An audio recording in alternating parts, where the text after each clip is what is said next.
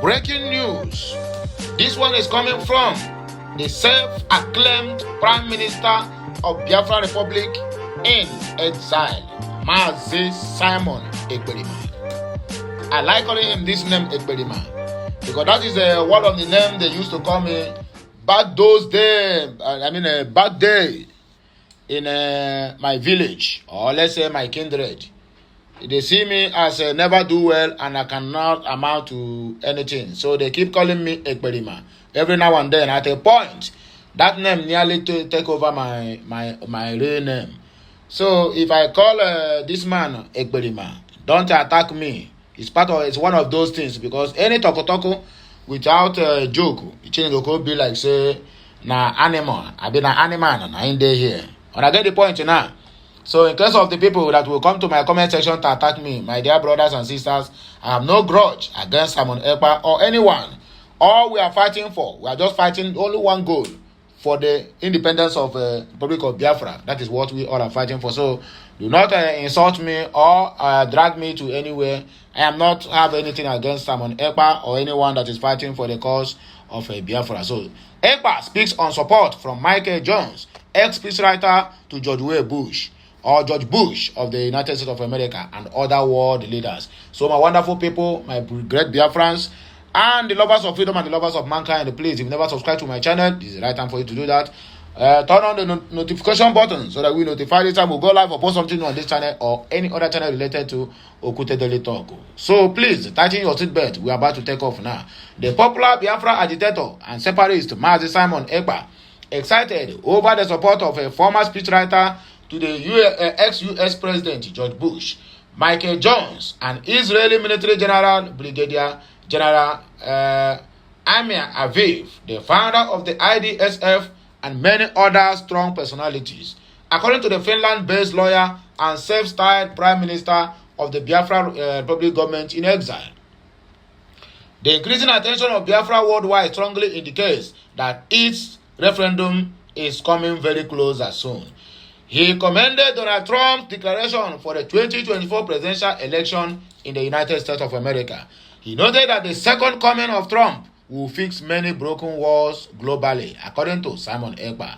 Ekpa added that the saboteurs to the progression of Biafra Republic government in exile should desist. I get excited whenever our Biafran freedom awareness receives the attention of great people.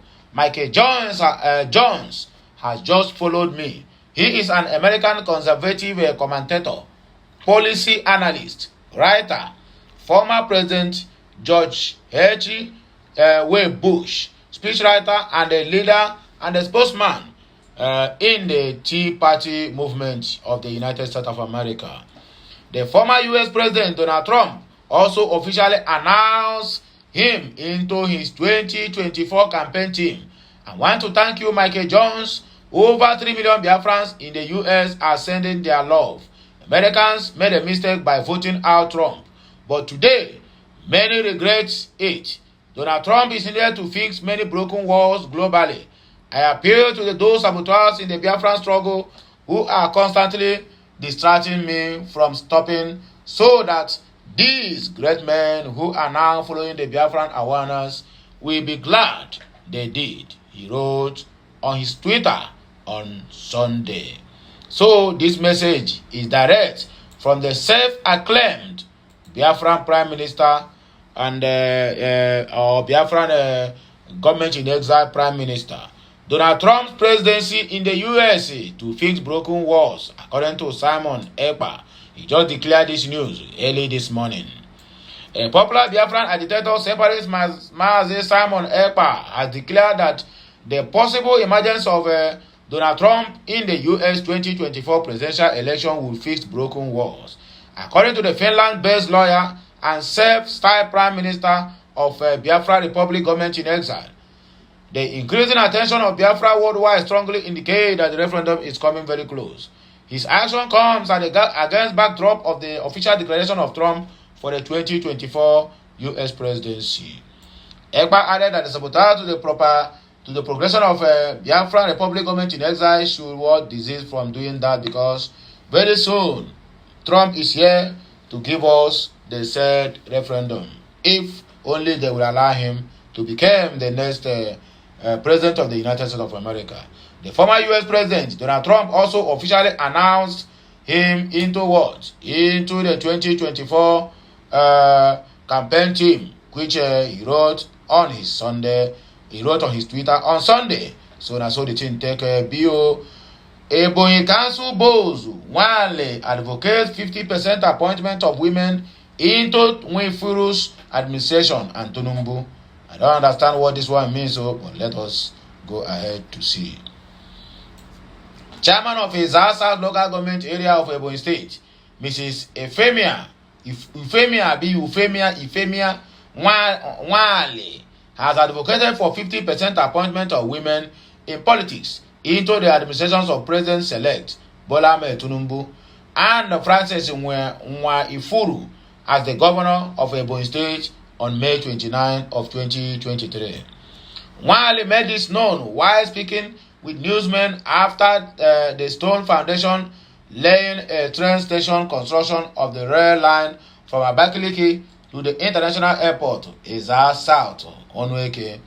Daily Post report that Tinubu and Nwaifuru of All Progressive Congress, APC, and other governors-elect from various states will be inaugurated on May 29 of 2023. While all the leaders of the nation, especially in the Southeast geopolitical zone, to give women a chance to contribute their quota in the development and building of the peace in Nigeria. Are you still believe in Nigeria like this? I'm not sure. She further called on the political leaders of the region to support Bola Ahmed Tinubu, the president-elect, according to the news. According to her, before now we have 35% of women appointed into political positions, but now we demand for 50% appointment. If the coming administration will give us this percentage, we will be happy. This is because if you empower a woman, you empower a nation. Well, I must agree with you to do that because women are the salt of the nation. She called on women in politics across the country to be hardworking, transparent, and dedicated to their duties as a way to bring reform to the nation's leadership. Southeast Zone is part of Nigeria, and it is very necessary that they support the incoming administration, Bola Ahmed Tinubu, as the President of the Federal Republic of Nigeria. Why can't Southeast Zone support Bola Tinubu? Is he not the president-elect, according to the women? Well, to our own greatest surprisation, he was a president-elect by INEC, not elected, because majority of the vote being cast is not in his favor. So let us keep this record straight and to know where we are heading to, or where we are coming, or where we are going from here. It is very necessary that Southeast Zone support the president-elect for the development of the nation. Or do you have any other president-elect? We have. In the name of Peter Obi. I know they don't have, she said. Wale urged Tinubu to ensure total inclusion of the Southeast Zone in the scheme of things. Southeast Zone should be carried along in the national politics. They should be treated to have equal opportunity with other zones of the Federation. We are part of the Nigeria, and as such, whatever that is done to the other regions should as well be done to the Southeast Zone, she stressed. That is your own cup of tea. But we believe in Biafra, not in Nigeria. Nigeria don't escape from the list of world most miserable countries. How did they escape? I don't understand. Because Nigeria is supposed to be number one in that list. Yes. Nigeria is so miserable that even their own citizens, my dear, they're even scared to mention to other nationalities that they are from Nigerians, including me, myself. I cannot lie to that. Nigeria became miserable to the extent of making a drug lord a president of the nation, or selecting a drug lord to be a contestant in the just concluded presidential election. Which U.S. is aware of that. They are the one that confiscated or seized over 460,000 US dollars as of 1993 being proceeds that's made from the trafficking of heroin and other substance that is not recommended for human consumption. Nigeria was surprisingly missing from the list of most miserable countries in the world, as Zimbabwe ranks top of the list.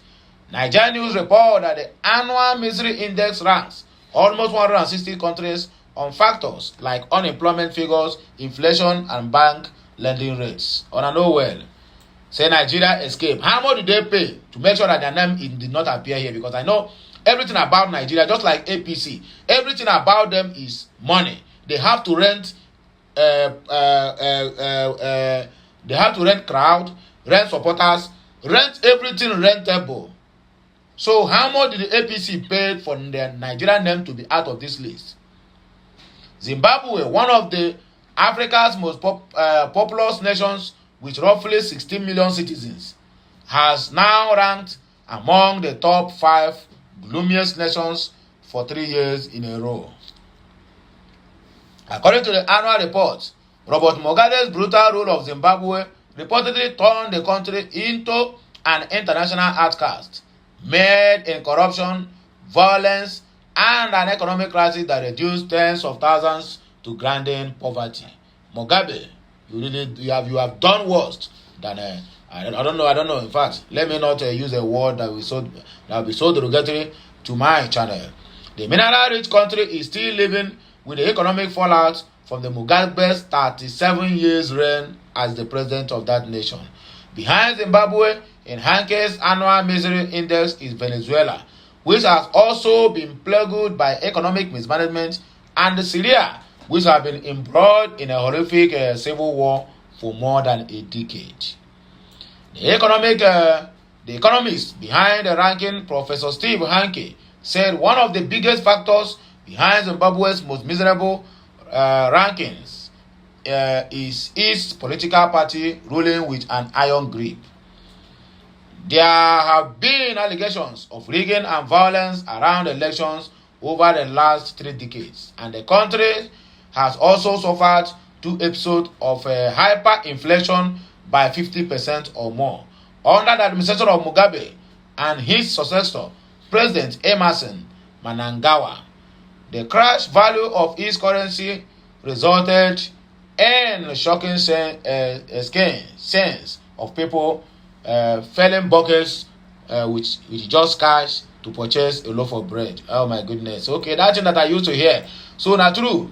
Say na Ghana must go, you go take carry cash, go buy common bread. Yo, Naira devaluation. Sorry, Zimbabwean dollar devaluation. All the too much, yo. He said, with elections around the corner, opposition leader Nelson Chimasa and his Citizens Coalition for Change is pulling well, and on the assumption of that, there will be fair and free elections in Zimbabwe.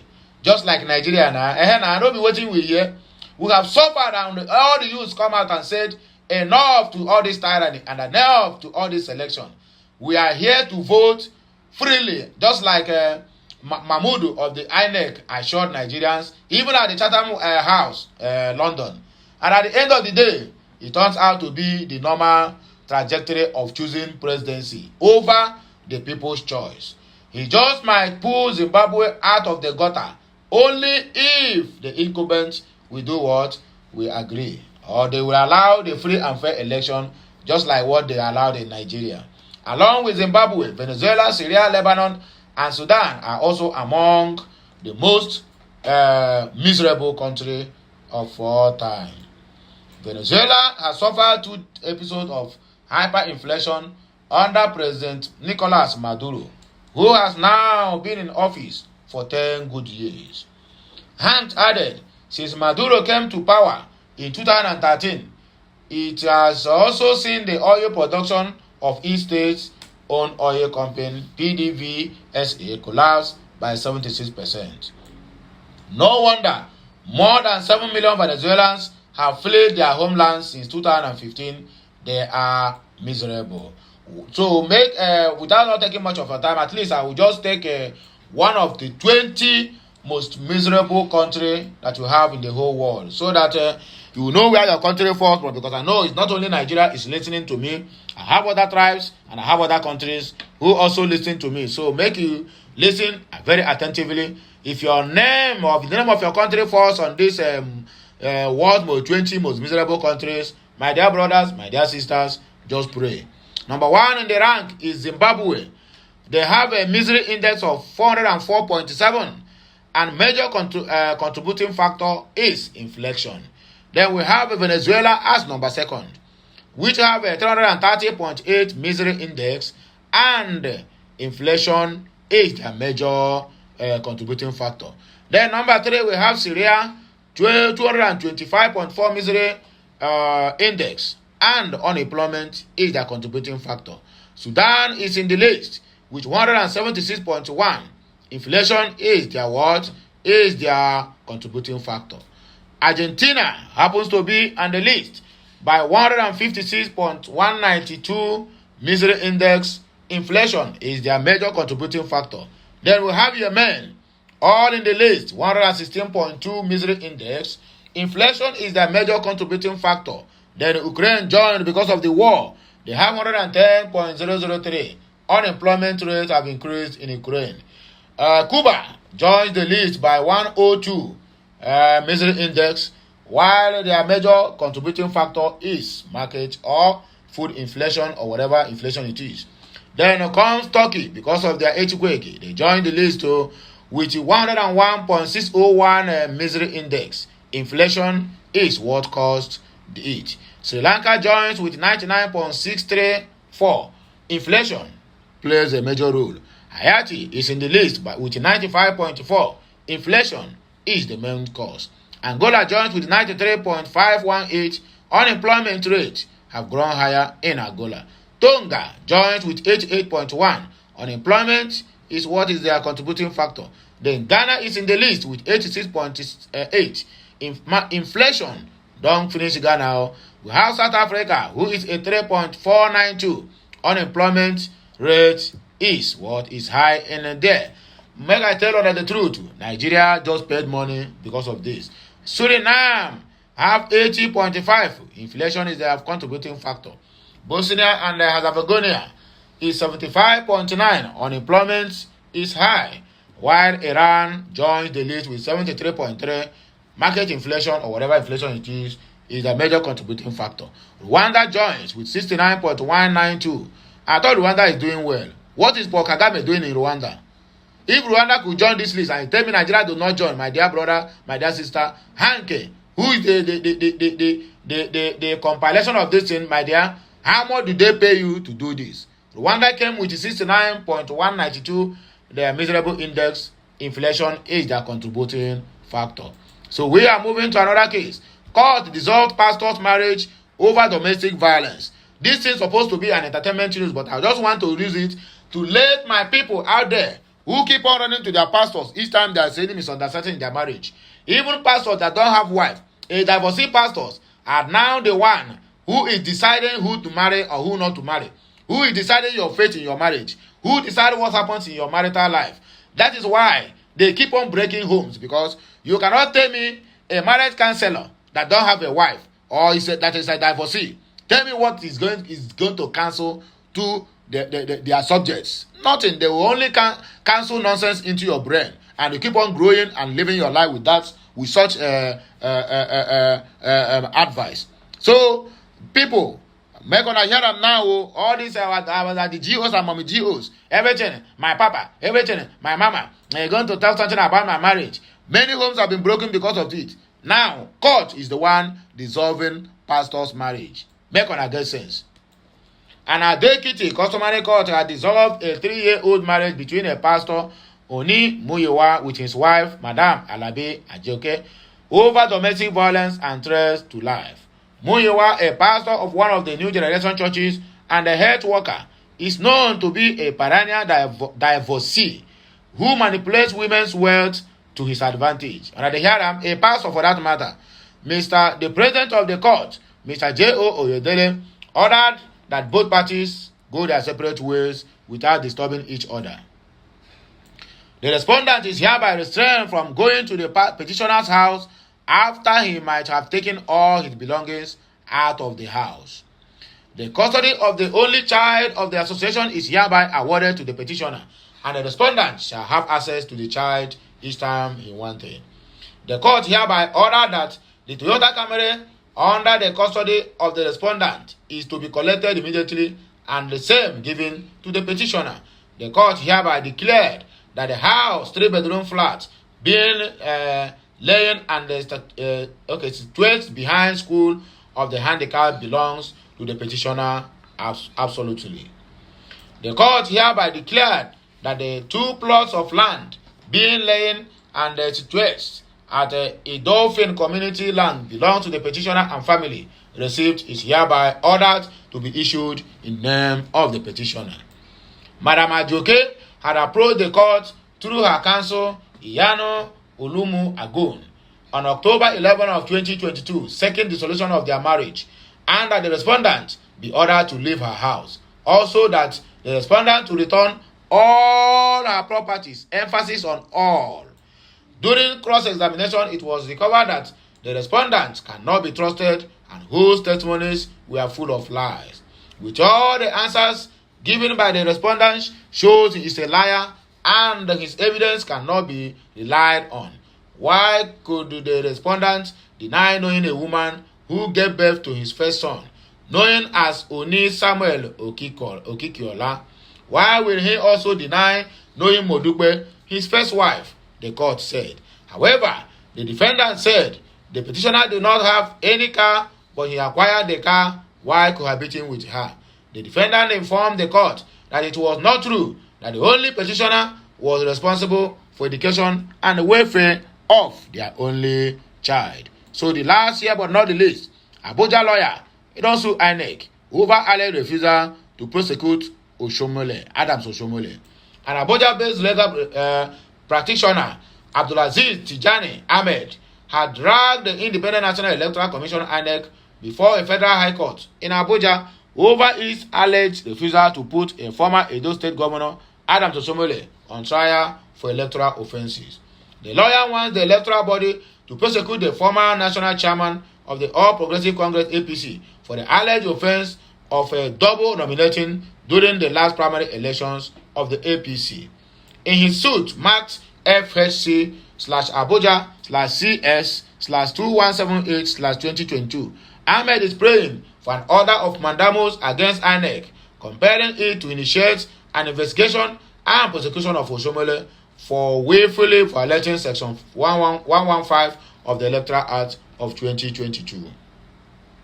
The legal practitioner sought an order from the court to compel the electoral body to invoke Section 145 of the Electoral Act in putting the Edo senator-elect on criminal trial. Ahmed claimed that under Section 145 of the Electoral Act, INEC had a mandatory legal duty to initiate criminal prosecution of anybody who willfully breached Section 115 of the Act as alleged against the former Edo State Governor.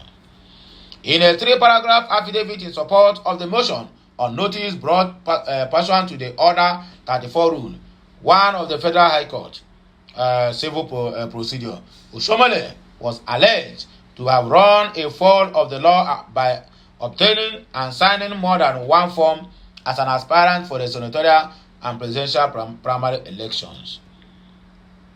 He claimed to have written INEC on July 30 of 2022, drawing the attention of the INEC with evidence of the alleged offences, but that the electoral body, despite receipt of the letter, refused and neglected to act on his demand.